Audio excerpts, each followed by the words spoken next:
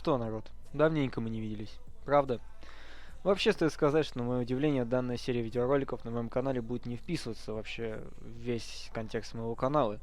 Ну, поскольку он у меня щитпостный, опять же, вы все это понимаете, вы все это знали. Поэтому, да, разбор какой-нибудь сюжетной части, например, какой-то игры будет очень нестандартным, я понимаю, но я почему-то все же принял это решение, поскольку, знаете, в русском сегменте Ютуба это вообще никто не разбирал, либо разбирали как-то совсем, ну совсем прям косвенно, прям вообще без головы, без чего-либо такого, поэтому я решил стать первопроходцем. Да и тем более не каждый понимает английский, и аудитория Arknights на русском Ютубе, да и не только, это прекрасно понимает. В связи с чем объяснить какие-то сюжетные аспекты, какие-то моменты, в принципе, почему бы и нет. Это вводная часть, в ней расскажу по мизеру информации, которой для дальнейшего понимания будет достаточно. И да, я сразу оговорюсь, то что аниме считается каноном. Пусть это очевидный факт для некоторых, но, как я помню, некоторые адаптации в анимационном формате зачастую умалчивали большую часть лора, либо как-то ее по-тупому пережевывали. С последним на данный момент сезоном аниме все ок, так что можно немного и опереться на него. Ну а я начинаю. Для объяснения лора начну с азов. Есть планета, которая в целом похожа на нашу Землю и тоже населена человекоподобными существами. Именно что таковыми, поскольку во Вселенной людей нету, есть только различные вариации с животными приблудами, по типу рогов, хвостов, кошачьих, листьев, заячьих ушей. Господи, да хоть нимбы там есть все что угодно. То есть вообще любой человек, который имеет хоть какую-либо вот из этих приблуд, он уже человеком не является. И в формате Вселенной он называется в связи с расой, то есть типа фелины, сарказы, урсусы и, собственно, так далее. Так называемая Терра постоянно находится в природных катастрофах и катаклизмах, из-за чего все города на ней оборудованы как способные перемещаться пластины. Одним из таких сильнейших катаклизмов является так называемый метеоритный дождь из камней Ориджиниума. Данный кристалл обычного существа при контакте с ним или вдыхании его паров может вызвать смертельную болезнь, которая называется соответствующая арепатия. Симптомы чем-то схожи с эболой, однако больные не истекают кровью изнутри, вместо этого их тело покрывается темными и острыми наростами. Со временем они становятся больше, и носитель вируса теряет рассудок и человечность. В конечном итоге это приводит либо к полной потере разума, как, например, у сталкера из Half-Life, или владелец этого заболевания просто падает от бессилия, позволяя кристаллу сформироваться в огромный пласт руды.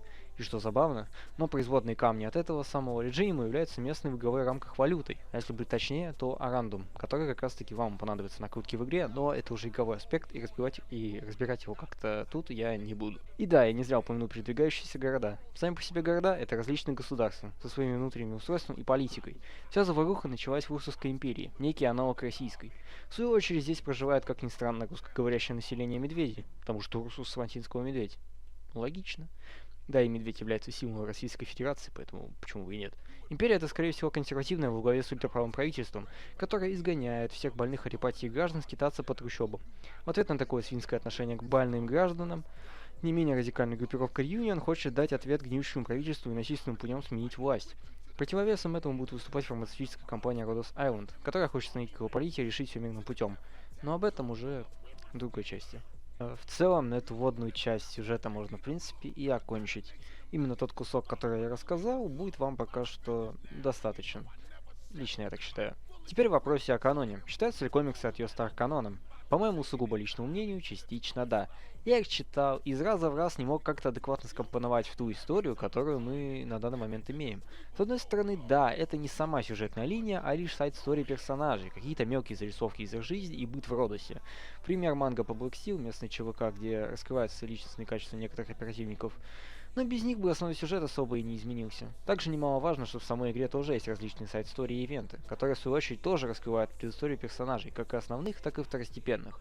А теперь для умненьких. Официальные комиксы. Канон, фанатские, не канон. Уяснили? Молодцы. Это на тот случай, чтобы не произошло какого-то недопонимания. Также сразу хочу отметить, что это будет конкретно моя трактовка, и все сюжетные подробности будут взяты из официального фандома самой игры, аниме и от игроков, которые в этот сюжет вообще вчитывались. Поскольку, знаете ли, переводить просто килотонный текст играя, причем с английского, это так себе. И на этом мне хотелось бы закончить нулевую часть нашего долгого разбора сюжета этой игры, которая, на мой взгляд, заслужила намного большего внимания, чем оно есть на самом деле. Ну, по крайней мере, в СНГ сегменте. Всем спасибо за просмотр и ждите новых роликов. С вами был я, Серджи Рекс. Ставьте лайки, подписывайтесь на канал, слышь, пацан. Или может не пацан, ну, тут вы уже сами разберетесь. Всем спасибо за просмотр, всем пока.